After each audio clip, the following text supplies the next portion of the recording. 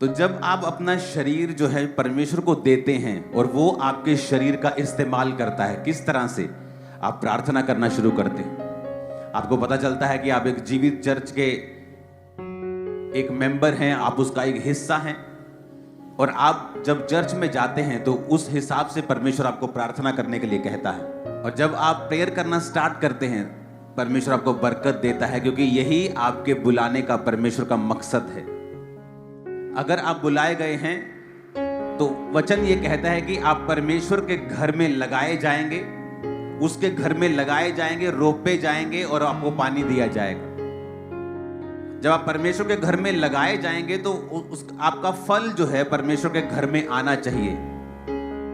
यानी आपका जीवन, आपका गिफ्ट, आपकी ताकत, आपका सांसारिक गिफ्ट, सांसारिक पहुंच, हर एक चीज का फायदा परमेश्वर के घर को, परमेश्वर के राज्य को होना चाहिए। और यह मकसद होता है आपका जीवित चर्च के साथ जुड़ने का। क्योंकि अगर आप जीवित चर्च के साथ नहीं जुड़े होते तो वहां पर फिर जहां आप होते हैं वहां परमेश्वर का प्लान नहीं होता, वहां परमेश्वर का दर्शन नहीं होता। जब दर्शन नहीं होता, आपको उस हिसाब से होमवर्क नहीं मिलता, असाइनमेंट्स नहीं मिलती, काम नहीं मिलते। जब आप उस हिसाब से काम नहीं करते हैं तो आप क्रिश्चियन होते हुए भी वैसी बरकत, वैसी परमेश्वर के साथ निकटता को महसूस नहीं करते जैसी एक जीवित चर्च के साथ जुड़ा हुआ व्यक्ति करता है। कितने मेरी बात को समझ रहे हैं? इसीलिए सिर्फ आप जीवित चर्च जा रहे हैं ये इंपॉर्टेंट, सबसे इंपॉर्टेंट नहीं है। अब आप जीवित चर्च में चले गए, ये पहला स्टेप था। अब आपको आगे आना होता है। कोई इवेंजलिस्ट टीम में है, कोई काम कर रहा है, कोई बो रहा है, कोई प्रार्थना कर रहा है, कोई उपवास कर रहा है, और आपको परमेश्वर के कामों को, दर्शनों को जो परमेश्वर अपने दास को देता है या आपको देता है, इस विजन को, मिनिस्ट्री को देता है, उसके हिसाब से प्रार्थना करना, उसके हिसाब से उपवास रखना, उसके हिसाब से बोना, उसके हिसाब से अपने काम करने। अगर आपको कोई गिफ्ट है, आप सीए हैं, आप उस हिसाब से आप काम भी करते हैं, प्रार्थना भी करते हैं, दर्शन के साथ जुड़ते भी हैं, और फिर परमेश्वर आप पर बरकत देता है। क्योंकि फिर आप एक वैल्यूएबल मेंबर होते हैं उसके घर के। एक ऐसी गाड़ी बन जाते हैं जिसे अगर रोज एक ऑनर इस्तेमाल करता है तो वो उसकी टाइम पर सर्विस भी कराता है, वो उसको साफ भी रखता है, वो उसको बचा के भी रखता है। तो आपकी वैल्यू परमेश्वर की निगाहों में उतनी ही है जितना आप उसके राज्य के लिए काम करते हैं। आप उसके राज्य के लिए जितने मूल्यवान हैं, परमेश्वर की निगाह में आपकी वैल्यू भी उतनी ही है। कितने मेरी बात को समझ रहे हैं? इसलिए आपने बहुत बार ये नोटिस किया होगा, जो लोग सेवकाई में होते हैं, इनडायरेक्ट जो ज्यादा सेवकाई में जुड़े होते हैं, आप देखना उनकी लाइफ में हीलिंग, उनकी लाइफ में डिलीवरेंस दूसरे लोगों के मुकाबले कहीं अधिक स्पीड से होती है, कहीं अधिक जल्दी से होती है। दूसरे लोगों के मुकाबले उनकी लाइफ में जो बरकत है वो कहीं अधिक तेजी से और ज्यादा होती है, क्योंकि वो परमेश्वर के राज्य के लिए मूल्यवान होते हैं। कितने मेरी बातों को समझ रहे हैं? अब शैतान जब आपको धोखा देता है, वो आपको धोखा देता है झूठ के द्वारा। क्योंकि जब उसने हवा को भी भरमाया तो उसने झूठ कहा कि अगर ये फल तू खा लेगी तो ये फल खाने से तेरी आंखें खुल जाएंगी और तू परमेश्वर के तुल्य हो जाएगी। जबकि हवा ये भूल गई कि वो तो पहले से ही परमेश्वर के तुल्य बनाई गई है, तो उसे सिर्फ अच्छा देखना है, क्योंकि परमेश्वर ने सब कुछ अच्छा बनाया, उसे बुराई क्यों देखनी है? बुरे या भले के लिए उसकी आंखें वो क्यों खोले? लेकिन शैतान ने, बाइबल कहती है, उसे भरमाया, हवा ने वो फल खाया और अपने पति को भी खाने को दिया और वो गिर गए, बाइबल कहती है। उसके बाद कर्स आए। इमेजिन करो, आपका हार्ट, आपकी किडनी कितने हजार साल चलने के लिए बनाई गई थी। आज जो 40-40 साल, 30-30 साल में लोगों को हार्ट अटैक आ रहे हैं, 50 साल में अपने आप को बूढ़ा मान रहे हैं लोग, लेकिन आपको ऐसे नहीं बनाया गया था। इमेजिन करो, आदम की उम्र अगर वो 930 साल उसकी उम्र रही होगी, तो गिरने के बाद 900 साल की उम्र है उसकी। देखो, जब वो गिर गया पाप में, इमेजिन करो अगर वो पाप में नहीं गिरता तो कितने हजार साल उसकी उम्र परमेश्वर ने बनाई होगी। शायद 5000 साल, 10,000 साल, मैं नहीं जानता कितनी, लेकिन इमेजिन करो अगर गिरे हुए की उम्र 900 साल थी तो जागे हुए की और जीवित की उम्र कितनी होती। इमेजिन करो आपका हार्ट, आपकी किडनी 900 साल, हजार साल, तो कम से कम गिरे हुए व्यक्ति की बात कर रहा हूं। इमेजिन करो 2000, 2500, 3000 साल चलने के लिए आपके हार्ट को बनाया गया था। आज कोई बिल्डिंग देख लो, 200 साल नहीं निकलते किसी बिल्डिंग के। आप दुनिया का सबसे महंगा प्लेन भी आज ले लोगे 600 करोड़ 700 करोड़ का, 20 साल बाद वो भी पुराना लगने लग जाता है, सिर्फ 20 साल में। तो इमेजिन करो आप कितनी आपकी वर्थ है कि आप इतने सालों के हो जाते हैं और आपका हार्ट वैसे ही काम करता है, किडनीज वैसे ही काम करती हैं, सब चीजें वैसी ही काम करती हैं। कितना स्ट्रॉन्ग मैकेनिज्म है जो परमेश्वर ने बनाया। इसलिए बाइबल कहती है बुद्धि परमेश्वर से निकली है। दुनिया का सबसे बड़ा कंप्यूटर किसने बनाया? इसी बुद्धि ने, इसी इंसान ने बनाया। अगर वो मंगल पे भी जा रहा है तो किसकी वजह से?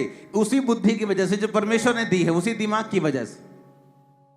तो इमेजिन करो परमेश्वर ने कितना शानदार आदम को बनाया था। लेकिन वचन कहता है आदम का बेटा हाबिल, आदम का बेटा कैन, दोनों एक दूसरे, जो हाबिल था वो उसकी भेंट ग्रहण हुई क्योंकि वो परमेश्वर के सामने धर्मी था। कैन की भेंट ग्रहण नहीं हुई क्योंकि वो करप्ट था। कैन ने हाबिल को मार दिया, मर्डर हो गया क्योंकि वो ब्लड का पाप जो था, जो आदम और हवा के कारण उनके वंश में गया, वो पापी ब्लड से ही थे और मर्डर किया। और उसके बाद उसको वहां से भागना पड़ा। वचन कहता है कि इंसान पाप के बाद पाप करता गया और परमेश्वर ने एक दिन फैसला किया कि मैं अब मनुष्यों के साथ विवाद नहीं करता रहूंगा सदा, इसलिए मनुष्य की उम्र सिर्फ 120 साल की होगी। तब परमेश्वर ने नूह के बाद 120 साल की उम्र ठहराई और तब इंसान 120 साल जीने लगा। नूह तक सभी लोग 900 साल जीते थे, लेकिन उसके बाद लोग 700 साल जीने लगे, फिर 500, फिर 400, फिर 300, फिर 200। जल्दी जल्दी से उम्र जो थी वो कम होने लगी और एंड में 120 साल, जिस तरह मूसा 120 साल का होकर मरा, तो इस लाइन में परमेश्वर उस उम्र को आलाकर परमेश्वर ने टिका दिया। और आज तो वो उससे भी आधी रह चुकी है। कई देशों में तो जो एवरेज उम्र है वो 60, 65, 66, 70 साल की रह चुकी है। जो पाप की वजह से 900 साल का आदम मरा और फिर पाप की वजह से 120 का हो गया और अब पाप की वजह से वो 65, 70 का ही रह गया इंसान। आप इमेजिन करो कि परमेश्वर ने जब इंसान बनाया था तो हजारों साल जीने के लिए बनाया था। आज मैं एक ऐसा विषय आपसे डिस्कस करूंगा कि अगर ये आपके दिमाग में घुस गई बात तो आप अपनी जिंदगी के खुद जिम्मेवार होंगे और आपको मालूम होगा कि मैं जहां हूं अपनी मर्जी से, अपनी वजह से, अपने डिसीजंस की वजह से हूं। इसमें परमेश्वर का कोई अब लेना देना नहीं है। अगर मैं बढ़ना चाहता हूं मैं बढ़ सकता हूं, अगर मैं कम होना चाहता हूं तो हो सकता हूं। अब ये मेरे हाथ में है, क्योंकि बाइबल कहती है परमेश्वर ने आपको वर्ड दिया है, वचन दिया है। इस वचन के जरिए आप ब्लेस हो सकते हैं, बढ़ सकते हैं, आशीष ले सकते हैं, पीछे भी जा सकते हैं। हालेलुया। अब बहुत से लोगों ने ये बात सुनी होगी कि परमेश्वर ने कहा था अब्राहम को कि मैं तुझे कनान देश दूंगा, मैं तुझे यबूसियों के देश, अमोरियों के देश, कनानियों के, हिब्बियों के, यबूसियों के देश दूंगा। लेकिन कभी ये बात सोचने की कोशिश की है कि क्यों परमेश्वर तुम्हें वो देश देगा? क्या नफरत है परमेश्वर को यबूसियों से, कनानियों से, कि परमेश्वर अब्राहम को कहता था कि मैं ये देश तुझे दूंगा। अगर हम उत्पत्ति 15 उसकी 18 से 21 आयत को पढ़ते हैं तो लिखा, इस दिन यहोवा ने अब्राहम के साथ ये वाचा बांधी कि मिस्र के महानद से लेकर परान नामक बड़े नद तक जितने देश हैं।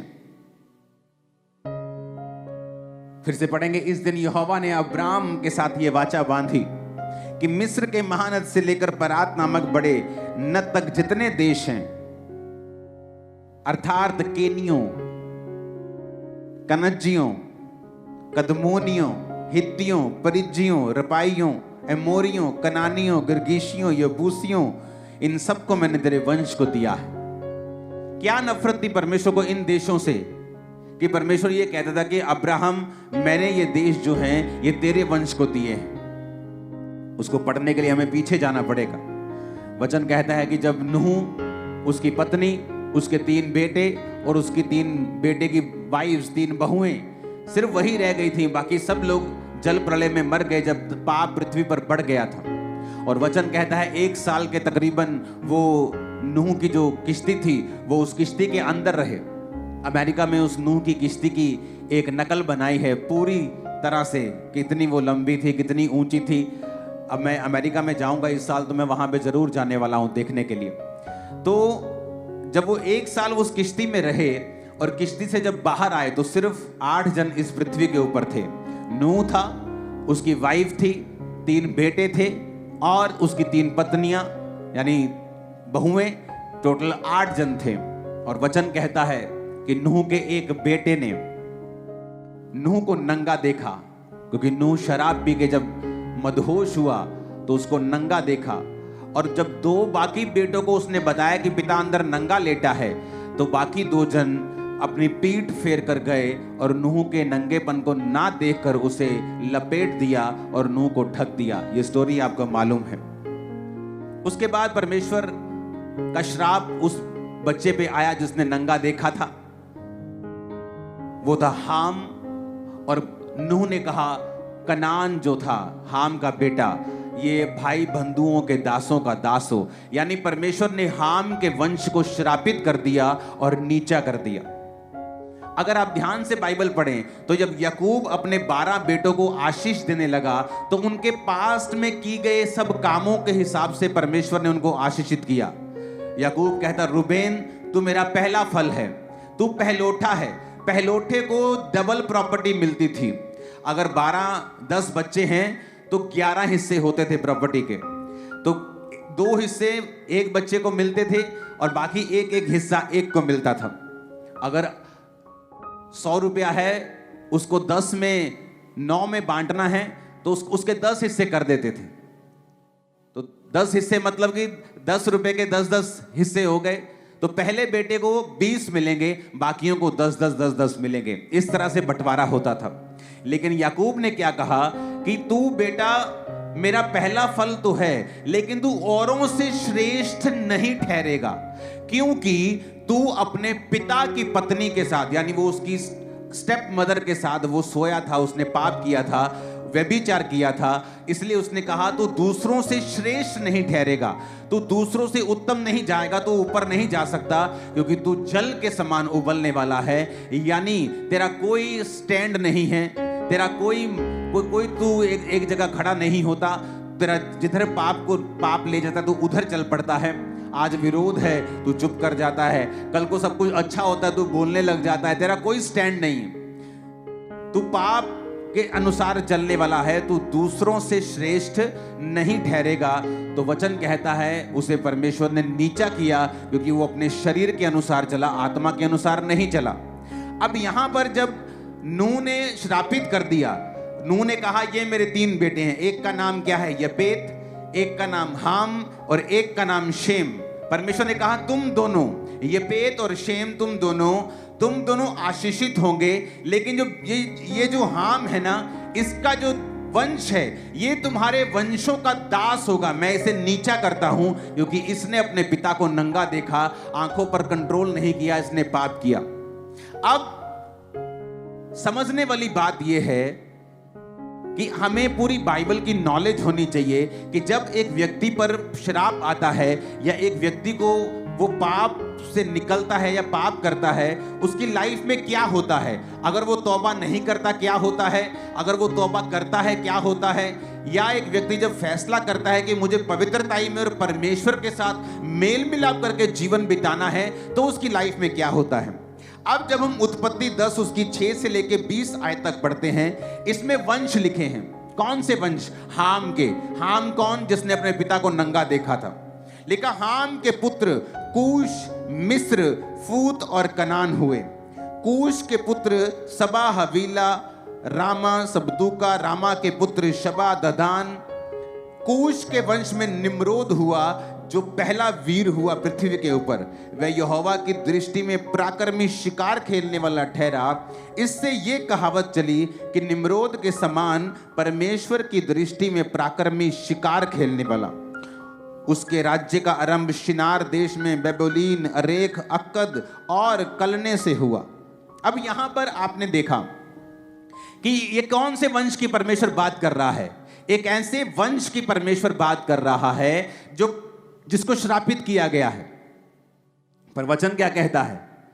वचन कहता है जिसको श्रापित किया गया था उसके वंश में पृथ्वी का पहला वीर निकला। कितने मेरी बात को समझ रहे हैं? अब मैं अपनी बात पे आ रहा हूं, ध्यान से कान खोलना। एक श्रापित वंश है जिसे खुदा ने कहा है कि तेरे बच्चे इन 2 बच्चों के दासों के दास होंगे, मैं उन्हें नीचा करता हूं।